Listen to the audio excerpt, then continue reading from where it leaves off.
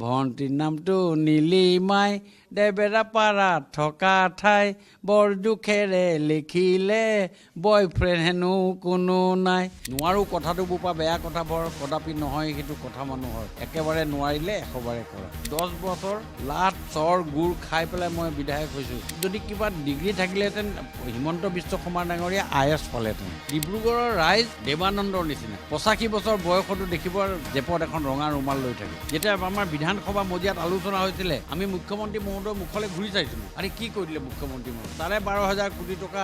এইবাৰ আপোনালোকে আঁচনিৰ নামত যি 9,000 টকা দিলে, 10,000 টকা দিলে, তাৰ জৰিয়তে ভোটবিলাক কিনিব বিচাৰিছে। মানুহজনক ৰাজনৈতিকভাৱে আমি আগতে কেতিয়াও লগ পোৱা নাই। ইয়াৰ পাছত তেওঁ ৰাজনৈতিকভাৱে কিমান আগবাঢ়ি যাব পাৰিব বা ৰাইজে তেওঁক কিমান আশ্বাস আৰু বিশ্বাসত ল'ব, আজিৰ ডেটত ডাঙৰ প্ৰশ্নবোধক। কৰ্পৰেট হাউচৰ যিটো ছিষ্টেম, সেই ছিষ্টেমটো আমাৰ বিজেপিয়ে ৰাইজৰ মাজত উপস্থাপন কৰে। এই সমালোচনাটো কৰাৰ আগতে তেওঁলোকে লুঙি টুপিৰ কথাটো তেওঁলোকে চিন্তা কৰি ল'ব লাগিছিলে। আগৰ গৰু যেনি যায় বোলে পাছৰ গৰু তেনি যায়।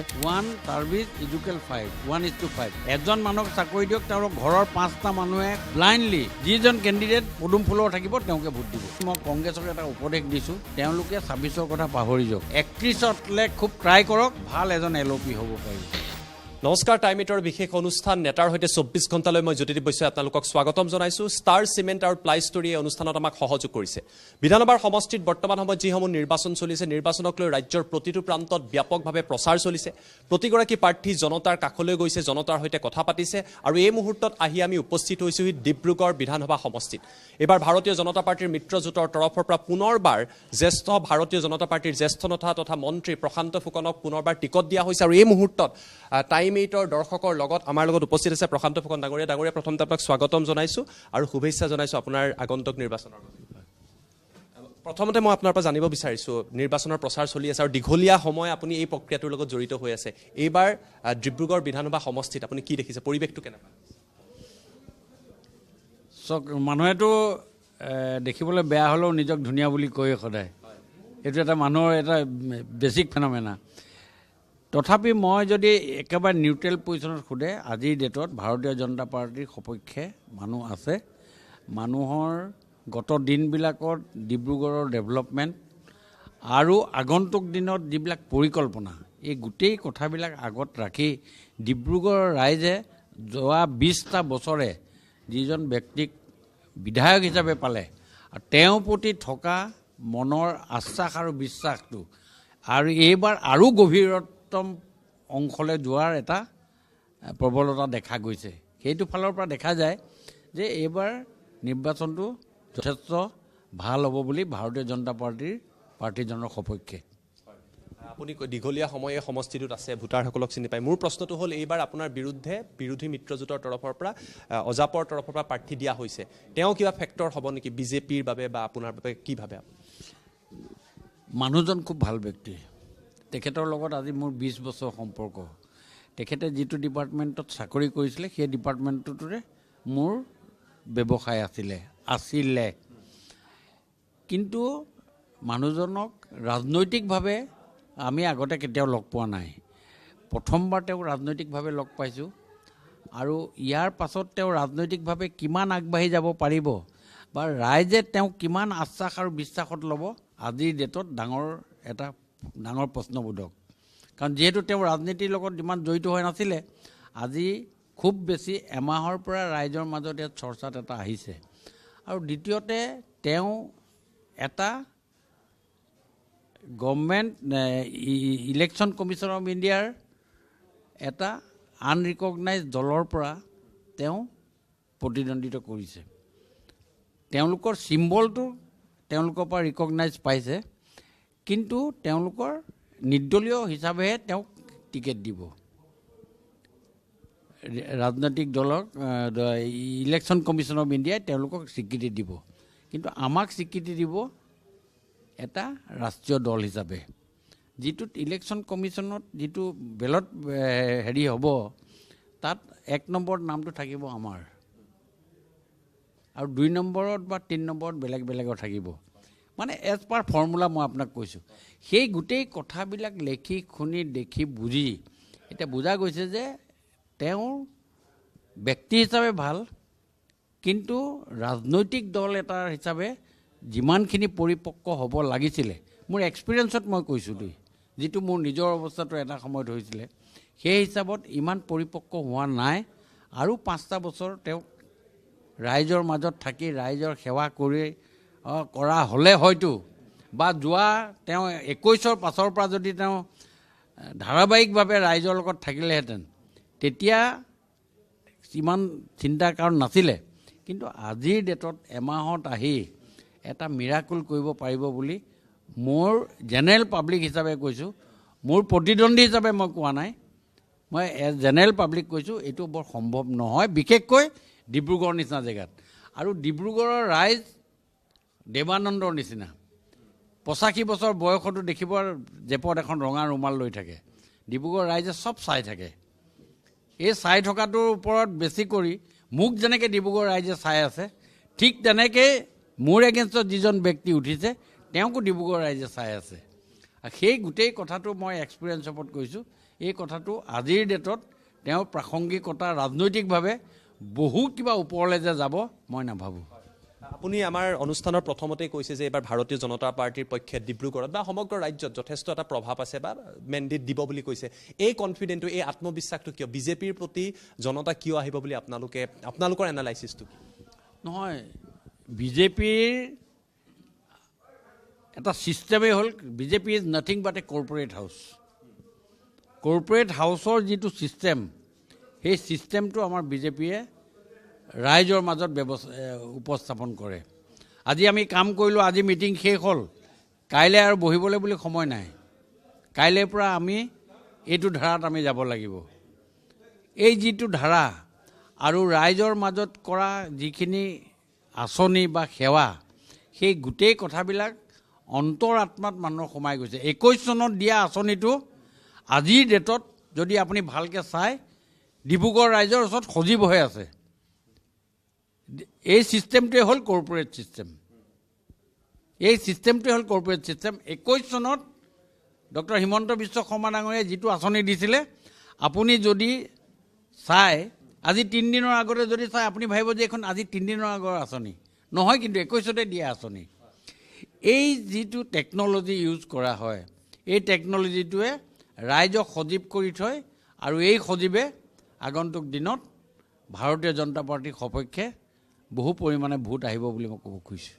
আপুনি আঁচনিৰ কথা কৈছে, মই আঁচনিৰ প্ৰসংগই আনিছোঁ। মুখ্যমন্ত্ৰীয়ে কৈছে লাখপতি বাইদেউ হওক, অৰুণোদয় আঁচনি হওক, ৰেচন কাৰ্ড হওক, নিযুত মইনা হওক, যথেষ্ট আঁচনি আপোনালোকৰ আছে। আৰু কৈছে যে বিকশিত অসম গঢ়িব লাগে, 5খন শ্ৰেষ্ঠ ৰাজ্য গঢ়িব লাগে। ডক্টৰ হিমন্ত বিশ্ব শৰ্মাই সেই কথা উল্লেখ কৰিছে। মোৰ প্ৰশ্নটো হৈছে, বিৰোধী নাইবা কংগ্ৰেছে অভিযোগ কৰিছে যে এইবাৰ আপোনালোকে আঁচনিৰ নামত যি 9,000 টকা দিলে, 10,000 টকা দিলে, তাৰ জৰিয়তে ভোটবিলাক কিনিব বিচাৰিছে। আপোনালোকৰ আঁচনিক কিন্তু কংগ্ৰেছ হওক, ৰাইজৰ দল হওক, জাতীয় পৰিষদ, তেওঁলোকে সমালোচনা কৰিছে। তেওঁলোকে কৈছে ইয়াৰ আঁচনিবিলাকে টোপ দিছে আৰু জনতাক লৈ যাব বিচাৰিছে। এই সমালোচনাটোৰ উত্তৰ আপুনি কিদৰে দিব? এই সমালোচনাটো কৰাৰ আগতে তেওঁলোকে লুঙি টুপিৰ কথাটো তেওঁলোকে চিন্তা কৰি ল'ব লাগিছিলে।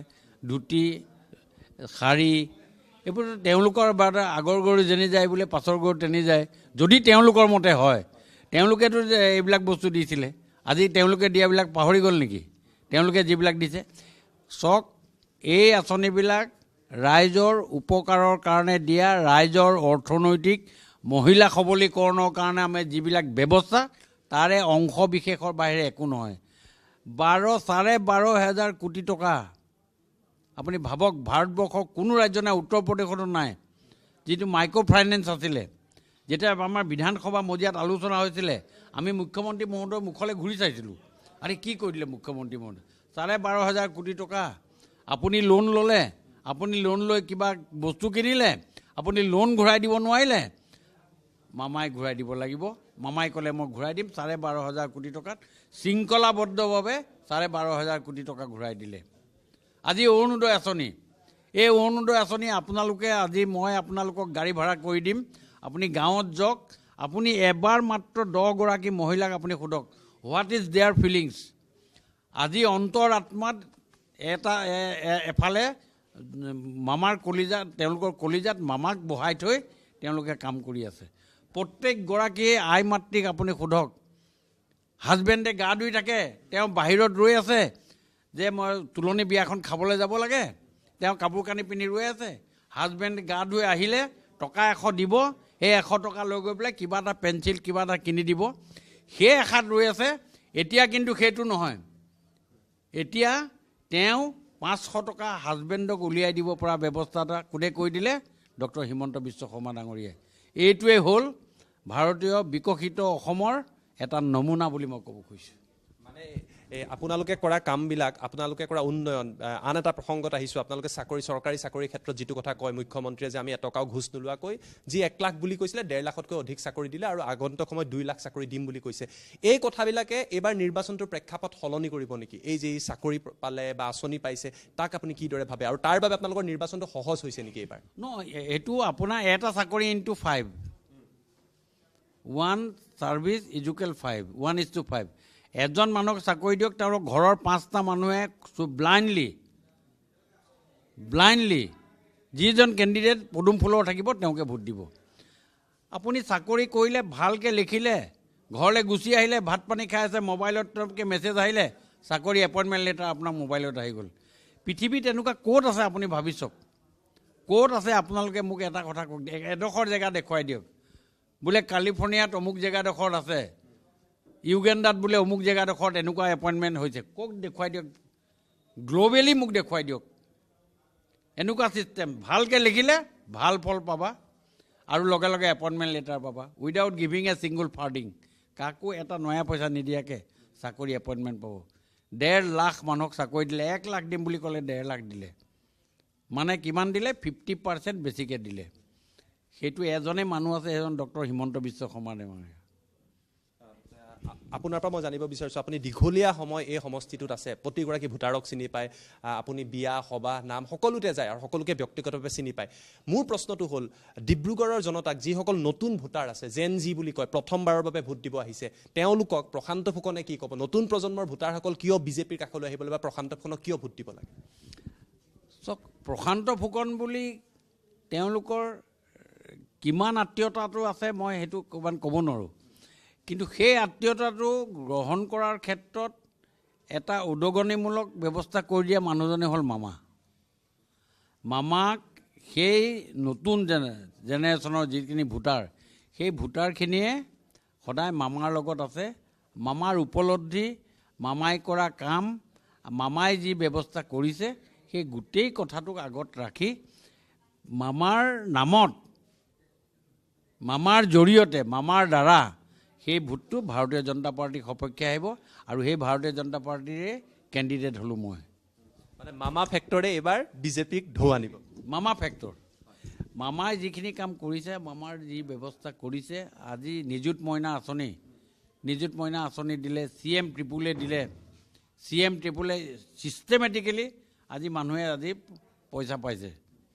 কাকো ক'তো একো কৰা নাই, যোনে যি ব্যৱসায় কৰিম কৈছে। কোনোবাই কৈছে যে আমি পল্ট্ৰি ফাৰ্ম খুলিম, কোনোবাই কৈছে মই গাহৰি ফাৰ্ম খুলিম, ফৰ্ম ফিল আপ কৰিছে, লগে লগে পইচা পাইছে। মোৰ সমষ্টিত 593 সগৌৰৱে মই আজি দিয়াৰ ব্যৱস্থা কৰিব পাৰিছোঁ। সেইটো অকল এজন মানুহে, সেইজন হ'ল হিমন্ত বিশ্ব শৰ্মা, মামা। এবাৰ কংগ্ৰেছে গৌৰৱ গগৈৰ নেতৃত্বত এটা চেষ্টা কৰিছে, তেওঁ নিজেও প্ৰতিদ্বন্দ্বিতা কৰিব। কংগ্ৰেছ এইবাৰ ফেক্টৰ হ'বনে? গৌৰৱ গগৈৰ নেতৃত্বত কি ভাবে?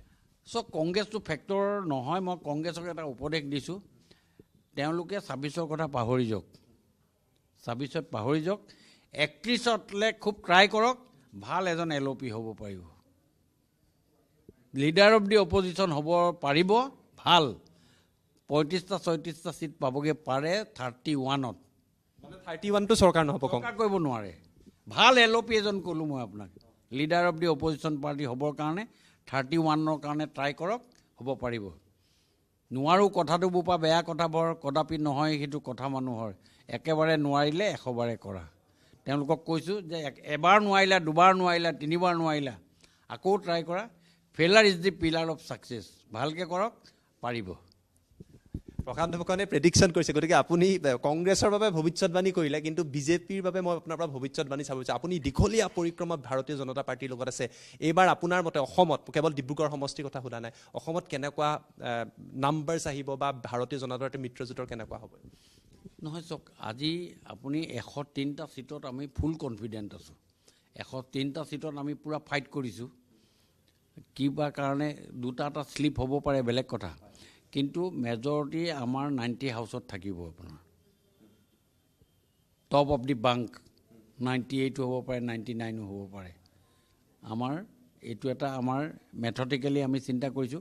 আজিৰ ডেটত আপুনি 103 নহ'ব যে এইটো ক'ব নোৱাৰে, কিন্তু তথাপি প্লাছ মাইনাছ আমি 93। ডেম'গ্ৰাফিয়ে কেতিয়াবা আমাক অসুবিধা কৰে। কিছুমান ফেক্টৰত আমাৰ বেলেগ বেলেগ দলৰ মানুহ উঠাৰ কাৰণে কিছুমান ফেক্টৰ হ'ব পাৰে, নহ'বও পাৰে। ষ্ট্ৰেটেজিকেলি আপুনি গোটেই বস্তুটো যদি চায়, তেতিয়া আপুনি টপ অফ দি বাংক, যিটো হাউচিত কয় টপ অফ দি বাংক, সেই তেনেকুৱা ধৰণৰ এটা ব্যৱস্থাত থাকি যাব। 103 হ'লেও আচৰিত হ'বলগীয়া নাই, একো ডাঙৰ কথা নহয়। 3 ডিজিট হ'ব পাৰে, একো ডাঙৰ মিৰাকুল হ'ব পাৰে। আপুনি এটা কথা মন কৰক, এই যে গেলপিংটো, হিমন্ত বিশ্ব শৰ্মাৰ যি গেলপিং, এই গেলপিংটো ষ্ট্ৰেটেজিকেলি কেনেকৈ আগবাঢ়ি গৈ আছে আৰু কিমান জোৰেৰে বাঢ়ি গৈছে, কমা নাই ক'তো। কমা নাই মানে এটা কাৰণে কমা নাই, পলিটিক্সত যদি কিবা ডিগ্ৰী থাকিলেহেঁতেন হিমন্ত বিশ্ব শৰ্মা ডাঙৰীয়া IAS পালেহেঁতেন। কোনো এটা খুঁত, কোনো এটা কথা ক'তো এৰি দিয়া নাই। আমাকে ৰাতি 12টা বজাত ফোন কৰি দিয়ে, প্ৰশান্ত দা কালি আপোনাৰ মই এটা ফেচবুকত দেখিলোঁ, এই বস্তুটোত কিন্তু এই লাইনটো আপুনি লগাই দিব। মানে ছুপাৰ হিউমেনৰ যিটো থাকে, সেইটো ৰাতি 12টা বজাত তেওঁ ফোন কৰি পেলাই কৈ দিয়ে। সেই কথাবিলাক আপোনালোকে মন কৰক। এই যিটো ক্লাইম্বিং গেলপিংটো এটা সাংঘাতিক ধৰণে আগবাঢ়ি গৈ আছে। মিৰাকুল হ'বলগীয়া একো নাই, 103টা চিটো যদি আমি পাই যাওঁ, একো এটা মিৰাকুল হ'বলগীয়া একো কথা নাই। আজি আপুনি লিখি থওক আপোনাৰ ডায়েৰীখনত, মোবাইলত লিখি থওক যে প্ৰশান্ত ফুকনে এনে কৈছে। মই এনেই কোৱা নাই দেই, 20 বছৰৰ মোৰ ৰাজনীতিৰ এক্সপিৰিয়েঞ্চ। 99ত বিজেপিত জইন কৰিলোঁ, 6 চনৰ পৰা কনজিকিউটিভলি 4বাৰ মই MLA হৈছোঁ। 10 বছৰ লাট চৰ গুড় খাই পেলাই মই বিধায়ক হৈছোঁ। অপজিশ্যনৰ 10 বছৰ। সেই সময়ত সাংঘাতিক মানুহ বিজেপিত আছিলে, কংগ্ৰেছত আছিলে। সেইসকলৰ যুঁজ বাগৰ কৰি তাৰপাছত শাসকীয় দলত মই 10 বছৰ থাকিলোঁ। সেই এক্সপিৰিয়েঞ্চত এই কথাবিলাকে this is nothing but a statement, কিন্তু মোৰ এক্সপিৰিয়েঞ্চ আজি আপোনালোকৰ আগত বক্তব্য ৰাখিছোঁ। প্ৰশান্ত ফুকন ডাঙৰীয়া, আপুনি নিৰ্বাচনটো চলাই আছে, ৰাজনীতিত আপোনাৰ দীঘলীয়া পৰিক্ৰমা, কিন্তু আপোনাৰ আন এটা দিশো আছে, সেয়া হৈছে আপুনি সুন্দৰ গীত গায়, আমি দেখি থাকোঁ। এইবাৰ নিৰ্বাচনত গীত গাইছেনে নাই ভোটাৰৰ আগত? নহয়, এইটো এটা স্পণ্টনাছ কথা। গীতটো পৰিৱেশৰ ওপৰত কথা, গীতটো গায়। আৰু গান সংগীতটো এনেকুৱা বস্তু, সংগীত বেয়া পোৱা মানুহ নাই। যেতিয়া আপুনি মৰুভূমিত এটা কেমেলটো গৈ থাকে, মাইল কি মাইল গৈ থাকে, এটা সময়ত কেমেলটোৱে উটটোৱেও মানে যাব ইচ্ছা নকৰে। তেতিয়া কি কৰে, কেমেল ৰাইডাৰটোৱে এটা বাঁহীৰ সুৰ বজায়, আৰু এই বাঁহীৰ সুৰটো শুনি কেমেলটো আগবাঢ়ি গুচি যায়। তেওঁ মানে ভাগৰ নাইকিয়া হৈ যায় সুৰৰ, মানে এই চিপুঙৰ সুৰত তেওঁ আগবাঢ়ি গৈ যায়। সেইকাৰণে সংগীতটো কি হৈ যায়, আব্দুল মালিকৰ ভাষাত যেনেকৈ অনবৰতে গধুৰ তত্ত্ব কথা কৈ থাকিলেও মানুহে বৰ ভাল নাপায়, তাৰ মাজত আমোদজনক কথা এটা ক'লে মানুহে আকৌ কথাটো শুনাৰ শ্ৰৱণ শক্তিটো আৰু এক্টিভাইড হৈ থাকে। ঠিক তেনেকৈ এই কামৰ মাজত উল্লাসৰ মাজত যদি আপুনি সৰুকৈ এটা কলিও গাই দিয়ে, সেই কলিটোৱে কিন্তু যথেষ্টখিনি ক্ৰিয়া প্ৰক্ৰিয়া কৰে। ই টেকন'লজিৰ কথা দেই, মই আপোনাক অকল গানটো বুলিয়ে নহয় যে এনেই গান এটা গাই দিলোঁ বুলিও কথা নহয়, কিন্তু আৰু পৰিৱেশৰ মাজত ধৰক আপোনাৰ গান চান গোৱা যায়। আজিও মই এক জেগাত গৈছিলোঁ, একদম গাঁৱৰ জেগাত, তেওঁলোকৰ লগত কথা পাতিলোঁ। তেওঁলোকে ক'লে আপুনি বিহু এটা গাব লাগে। হকে নহকে তেওঁলোকৰ আগতো বিহু এটা গাই আহিলোঁ। কিমান গালোঁ, কিমান শুদ্ধ গালোঁ কথা নাই, কিন্তু তেওঁলোকৰ লগতে বুঢ়ী আইতা এগৰাকী আছে, তেওঁ লাখুটিডাল থৈ পেলাই তেওঁ তাত নাছিলে। মই চাই আছোঁ, মানে তেওঁ মনত অনুপ্ৰেৰণা পালে। কোনে গাইছে এইটো কথা নহয়, কিন্তু বিহু সুৰীয়া বিহু এটা যেতিয়া গোৱা যায়, তেতিয়া মনত ভাল পায়। সেই উটটোৰ নিচিনা, উটৰ সেই বাঁহীৰ মাতটোখিনি তাৰ খোজটো খৰকৈ দিয়াৰ নিচিনা ৰাইজেও মনত এটা অনুপ্ৰেৰণা পোৱা যায়। আৰু জেনেৰেলি ৰাজনৈতিক ব্যক্তিসকলে এইবিলাক কাম নকৰে, তেওঁলোকে পৰ্দাৰ পাছত থাকে, বহুত কথা তেওঁলোকৰ এটা ধ্যান থাকে, আৰু মই সেইটো কথাত অকণমান ব্যতিক্ৰম। আজিও আপোনাৰ যথেষ্ট সংখ্যক সমৰ্থক আছে, অনুষ্ঠানো চাইছে, এপাকেই যদি বিহু আমাক গুণগুণাই দিয়ে আপুনি, সকলোৱে ভাল পাব নিৰ্বাচনৰ বতৰ। মইতো চাওক, বিহুৰ এটা পৰিৱেশো থাকে দেই। আপুনি কৈছে মই গুণগুণাই দিম বাৰু গান এটা, কিন্তু এটা পৰিৱেশ লাগে বিহুৰ এটা। আপুনি জুলাই মাহত বৰষুণ দি আছে, তাত বিহু গালে ভাল লাগিব নেকি? তাততো বিহু গালে ভাল নালাগে, তাত এটা লুৰি গাব লাগিব, লুৰি এটা গালে ভাল লাগিব। কিন্তু এতিয়া সময় চ'ত মাহ বিহুৰ সময় আছে, ৰঙা নীলা ছাতি লৈ ভণ্টি যায় কলেজলৈ, ভণ্টি যায় কলেজলৈ, লাহে লাহে হাফ পেডেল মাৰোনো মই চাইকেল লৈ। ভণ্টিৰ নামটো নীলিমাই, দেবেৰাপাৰা থকা ঠাই, বৰ দুখেৰে লিখিলে বয়ফ্ৰেণ্ড হেনো কোনো নাই। এই 18-19-22 বছৰীয়া ছোৱালী এজনীয়ে সেই বয়ফ্ৰেণ্ড হেনো কোনো নাই বুলি কোৱাৰ লগে লগে মই চালে গম পাই যাওঁ, খুব লাজ কৰে। এইবিলাক হ'ল এটা ৰিচাৰ্চ পইণ্ট। এইবিলাক চাই পেলাই আপুনি সেই মানুহজনৰ মনত মোৰ প্ৰতি থকা ভাৱ, দলটোৰ প্ৰতি থকা ভাৱ, তেওঁলোকৰ কেনেকুৱা স্পৰ্ধা, এই গোটেই কথাটো ওলাই পৰে। বহুত বহুত ধন্যবাদ জনালোঁ। নিৰ্বাচনী প্ৰচাৰত প্ৰশান্ত ফুকন তেখেত ব্যস্ত হৈ আছে। তাৰ মাজত আজি কেইবাটাও তেওঁ কথা ক'লে, তেওঁৰ যি দীঘলীয়া ৰাজনৈতিক পৰিক্ৰমাৰ পৰা কেইবাটাও প্ৰেডিকশ্যন কৰিছে তেওঁ অভিজ্ঞতাৰ পৰা। আৰু আটাইতকৈ ভাল লগা কথাটো হ'ল ইমানখিনি ৰাজনৈতিক কথাৰ মাজতে তেখেত এটা গীত গালে। হয়, আৰু এইবাৰ আৰু এটা গীত শুনাব। গীত নহয়, মই সকলোকে আজি আপোনালোকৰ জৰিয়তে মই এটা কথা ক'ব খুজিছোঁ যে ৰাজনীতিত এটা বস্তু বৰ অত্যন্ত দৰকাৰ। আজিৰ ডেটত ৰাজনীতিত আমাৰ দলৰ কাৰ্যকৰ্তাসকলক ইয়াৰ পৰাই মই আহ্বান জনাইছোঁ, অলপ আগতেও কৈছোঁ যে 3টা বস্তু আমি লগত ল'ব লাগিব: মূৰত বৰফ, মুখত চেনি আৰু ভৰিত চকা।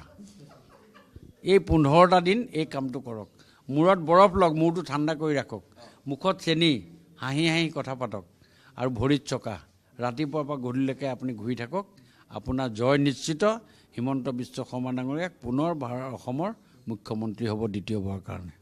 বহুত বহুত ধন্যবাদ জনাইছোঁ। আৰু এই আছিলে প্ৰশান্ত ফুকন। তেওঁ 3টা টিপছ দিছে, কেৱল ডিব্ৰুগড়বাসীৰ বাবে নহয়, বিজেপিৰ অন্যান্য কৰ্মকৰ্তাসকলৰ বাবে। গতিকে এই টিপছটো আপোনালোকে যদি মানি চালে, 20 বছৰীয়া অভিজ্ঞতাৰ পৰা তেওঁ কৈছে, আপোনালোকেও আগুৱাই যাব পাৰিব। গতিকে আমি ফলাফল কি হ'ব, মেণ্ডেট কি হ'ব, তাৰ বাবে অপেক্ষা কৰিব লাগিব। কিন্তু এইদৰে বিভিন্ন নেতা কৰ্মী আমি সকলোৰে সৈতে কথা পাতি জনতাৰ মনৰ ভাৱ এই অনুষ্ঠানৰ জৰিয়তে আপোনালোকৰ বাবে লৈ আহিবৰ চেষ্টা কৰিম। ধন্যবাদ, শুভৰাত্ৰি।